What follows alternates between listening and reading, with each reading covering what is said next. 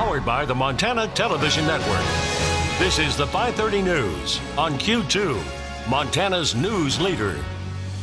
Good evening, everyone. Thanks for joining us this Friday. I'm Janelle Slade. Jay is off tonight. As we head into the Easter weekend, weather will play a major role in most everything you do. From travel near and far to the much anticipated Easter egg hunts, it's going to feel more like winter than your sunny spring days. And tonight we begin with team coverage as yet another shot of snow comes our way. Q2's Bob McGuire standing by in the Weather Center. Bob. Janelle, we're already up to 59 degrees in the Billings area. We've had a warm front here today, and it is just wonderful. But now we're starting to see the new cold front move through. And take a look. You can see the rain on the Doppler radar. That is the beginning of it. It's changing over to snow already over there by Lewistown all the way up to Great Falls. And so here's what our forecast model says. By maybe a little later tonight, about maybe 7:45, 7:50, the rain will change over to snow here in the Billings area. Snow will stick around throughout much of the night in Billings and then eventually start to fade away by 9 o'clock in the morning. And then even on into Saturday and Sunday, the rest of the day, the snow starts to leave us alone. But here's what you're going to see temperature-wise for us. Down to 53 degrees next hour, down to 15 in the morning. That's a drastic drop. And then back up to 24 degrees about this time tomorrow afternoon. Now, if your travel plans take you outside of Billings, well, we have Connor Pregager over there to tell you all about what's going to happen then. Thank you very much, Bob. And on the odd occasion that a busy weather weekend is also a busy travel weekend, we do have some things to talk about, and those concerns can tend to be heightened a little bit. As you can see, we've got quite a busy watches and warnings board for us right now. And Bob was telling us that snow and wintry conditions are heading our way tonight. But for a lot of the state, especially the northern portions of the state, it is already an occurring event happening today. We've got winter weather warnings and watches up there in the northwest as well as the northeast. In fact, the northeast looks to get the worst of it over the next couple days. Take a look at some road conditions here with some webcam images. This is Browning. This is up in the northwest, and you can see pretty white across there. They've been getting some snow and some wintry precipitation all day, and that looks to stick around throughout the overnight hours. Moving over to the northeastern portion of this state, this is on Highway 2 there by the North Dakota border. Again, almost a whiteout there. Very hazardous conditions, so if you are heading out on those roadways, this is something to be aware of. This is to the south. In the southeast, this is Lame Deer. We can see a little bit of moisture perhaps there on the camera, but still looking pretty good. We move to the southwest, and things are clearer there as well. That's down in Homestake, just outside of Butte. The southwest looks to stay the clearest out of all the regions, but everyone should be warned as they're traveling. Take a look at those road reports. We'll go back to Janelle. All right, thanks so much, Connor. For many looking for Montana experience this holiday weekend, they're flying into Bozeman Yellowstone International Airport, now recognized as one of the best airports in the country. Money Magazine looked at customer experience, on-time arrivals, and amenities, landing Bozeman at number 5 on the list. It may be no surprise then that more flights are being added to the airport. Airlines are increasing nonstop service. American Airlines will add more seats and an additional flight to Dallas-Fort Worth, while United is set to add daily service to Newark and add another nonstop flight to San Francisco. Those flights will accommodate the growing population and number of visitors. Now, new census data shows Gallatin County is the fastest growing county in this state. It added nearly 20,000 people in the last 7 years. The U.S. Forest Service now jumping into the cost to stop potential mining near Yellowstone National Park. MTN's Morgan Davies takes a look at the work being done and how the public can join in. There are 2 mines proposed near Yellowstone National Park.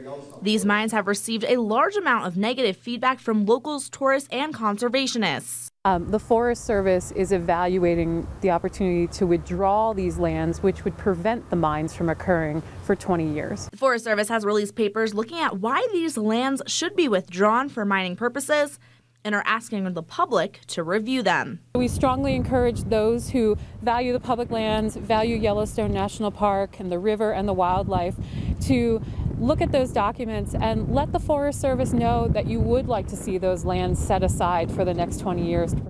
Many view this study by the Forest Service as a step in the right direction. Conservation groups still hope that our leaders like Senator Tester and Congressman Gianforte will be able to pass a bill that stops mining permanently. I think whenever you start talking about large-scale mining on the doorstep of the first park this nation's ever set up and the headwaters of the Yellowstone River, it tends to get people's attention and they start understanding pretty quick.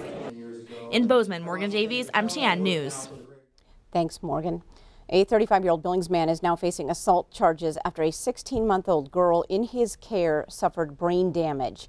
Adam Walker is accused of assaulting the toddler and also driving drunk to the emergency room. The girl suffered massive hemorrhages in both eyes and severe damage to both sides of her brain. Doctors say she could go blind. They also say she was oxygen deprived and could develop holes in her brain. Both Walker and the girl's mother say she fell and hit her head, but the doctor says she was in, quote, pretty bad shape and those injuries could not be accidental.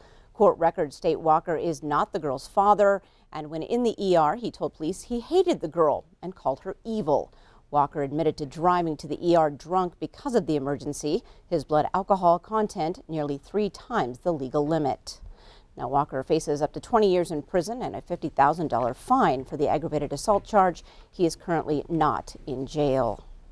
Native Americans here in Montana have the highest number of missing persons. So today, the State Tribal Relations Committee focused on ideas to improve response to missing children's cases and human trafficking.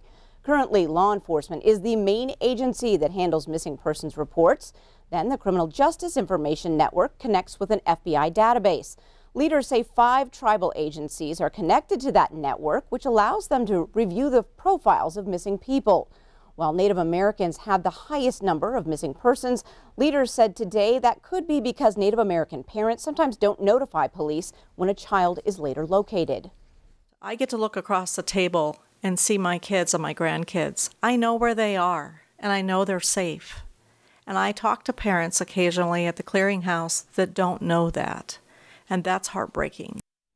Tribal representatives also addressed human trafficking. They say a lack of housing on some of the reservations has forced older teenagers onto the streets, making them more vulnerable. Well, if you were looking forward to seeing Rod Stewart in Billings next month, you're going to have to keep looking forward. Today, Metro Park announced the April 14th show has been moved to October 26th. There was no exact reason given except a scheduling conflict. All previously purchased tickets will be honored for the new date. A sculptor whose work is displayed throughout Montana, including right outside the doors at KTVQ, died this week. Lyndon Pomeroy was 93 and made a living as an artist for 50 years.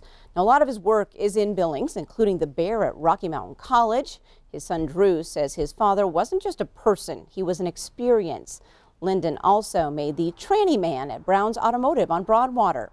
Another one of his pieces of work is right out in front of Q2, the 7th Cavalry Trooper. Lyndon Pomeroy was a World War II fighter pilot and also taught art at Northern Montana College and Eastern Montana College. Up next on tonight's 5:30 News, Easter weekend has a different meaning for different people. We'll take a look at how some of those people celebrate. And later in sports, could Jill Barta end up being the best women's basketball player Montana has ever seen? We talked to the former Fairfield star about her next step. You're watching MTN News with Jay Cohn and Janelle Slade. Storm Tracker weather with Bob McGuire and sports with Scott Green. This is the 5:30 News on Q2, Montana's news leader.